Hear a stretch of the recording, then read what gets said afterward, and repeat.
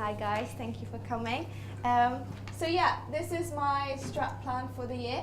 So for some of you who are not involved with the section, apart from Hannah and Mary, of course, obviously, and Karis, of course, and Marina. All right, so what the purpose of the section is, specifically, obviously, besides from the association and liberation groups that we have, and the kind of coordinators. The three aims, for those of you who don't know the section, is supposed to create an inclusive environment for underrepresented students, as well as support the well-being of all students as well, and to celebrate diversity. So these are some of the kind of little things that I thought, just visuals for you guys to see what we do. But how to carry on this kind of doing these three key things, but with the ever-growing section, because the section is started out small, but every year we add another committee. So the recent one being we are in the process of establishing a Mature Students Association committee in itself, and so obviously that means we have another section in itself, which is going to be fully autonomous. So I think one of the things that I have three agendas for this year specifically: academic development, cross-liberation shared agendas, and harnessing unexplored areas. The third point, which I'll go on later on and explain what the unexplored areas are specifically. But academic development has been started last year by Gemma and Karis yourself, and it branched out from consent workshops and getting academics to support consent workshops. And Ruth Kinner was in the process of doing that, and we've started liaising with the Politics, History and International Relations department specifically with those workshops, and I thought that was a brilliant start.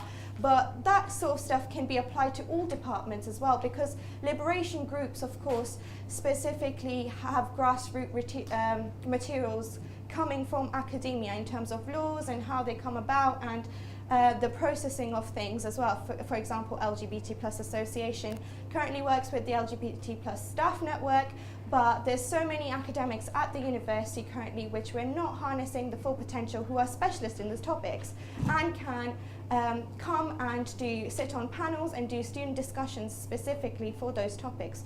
So I feel like we should really branch out and harness that. So first of all, we've started discussions with Professor Marta Mazzocco, who is the professor of mathematics. You think, what has maths got the links with welfare and diversity? Right.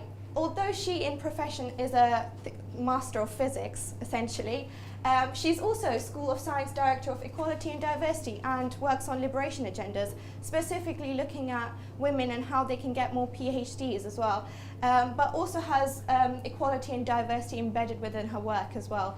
But obviously, her profession doesn't just specifically include maths. She wants to also share with the students what she believes in, and working with ABDA herself. ABDA is currently the Equality and Diversity person at the Rutland Building. She trains staff members. I think we should have more stronger relationships with, starting with Marta, but also going across campus. We have welfare reps within different departments, but not every department has a welfare rep. Currently, engineering have a few, but this is something that we can definitely work on. And as I mentioned before, so consent workshops were run with the PHI department with yourself, and we want to carry that on. That is a really good practice, and I feel that brings out a lot of content. And so we wanted to basically also work with the gender-lived research groups, which is designed to forge relationship with feminist, gender rights organizations, and which discuss the knowledge and the support of analysis of contemporary feminism. Now, I appreciate that not everybody is a feminist, but they do brilliant work and research within that topic, something that we can harness for our women students and our male students to empower them as well, and bring that knowledge aspect within welfare, which drives us to move forward and expand the section and to make it strong and ever growing. Dr. Jennifer Cook, who is a senior lecturer in English, some of you might know her, she also sits on the Gendered Live Research Group, and I think her involvement within International Women's Week, or specific areas, not just women, but in other areas where we can allow theatre and drama workshops like we had last year, but encompassing that with other liberation groups as well, is really, really key. So that's what I want to do this year, just expand the academic development side of different liberation groups. That moves on to cross-liberation shared agendas. As you can see, these are 2 photos taken at this year's Diwali event. Now, normally when people think of Diwali, they think, yeah, it's a cultural celebration, religious celebration, but who goes to Diwali? Indians do, specifically Asians. And you can see, but this year, obviously, we've tried to have more interaction with societies because it is a cross-liberation agenda and an event, which we often do. But we had a good turnout, the biggest turnout we've ever had. And you can evidently see that we've had different demographics show up to Diwali, which was really, really important. And we want to make sure that that happens with each and every event, so that not LGBT plus students come to LGBT stuff, and not just people who are interested in mental health come to Heads Up.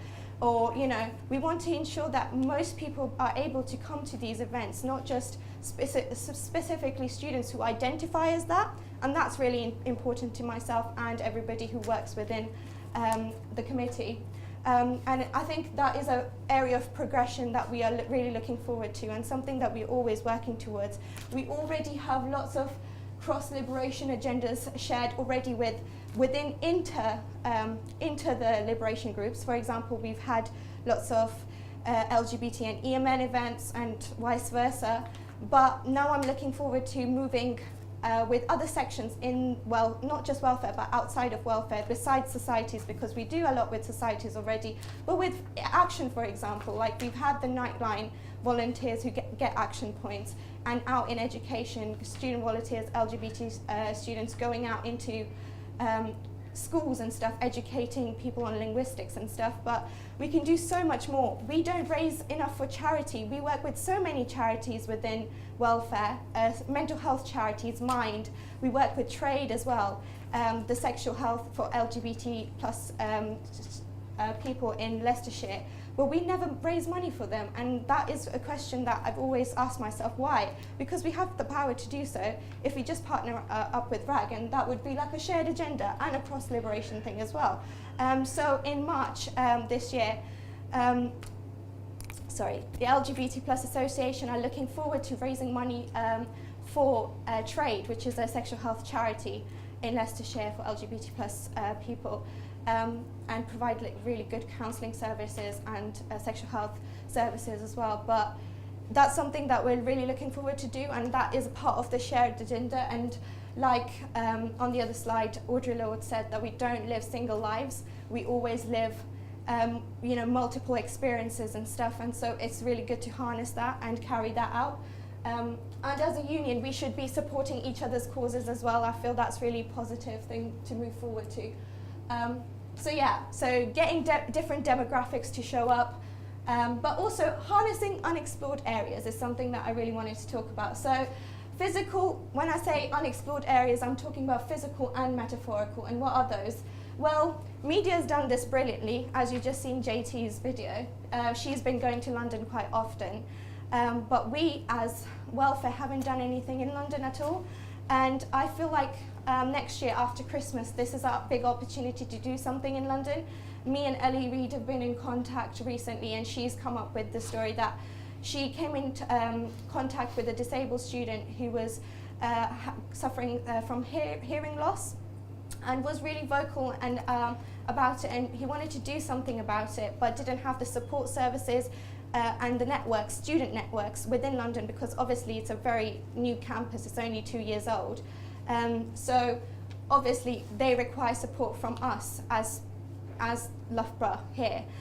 So we're organising a London trip with the Welfare Committee, yay, in order to go down there and also work with the DSN Disability Support Network, for those of you who don't know what DSN is, to work and do some sort of promotion over there as well, because I think it's an unexplored area that we can generate lots of good from. And DSF, this is something that came up the other day actually with myself and Hannah in the committee meeting, that quite a lot of people have said that there's a lot of events happening within welfare, and we're always posting on hall pages, and you know, it's quite a lot. And how can we have all those events but still cater for different types of students?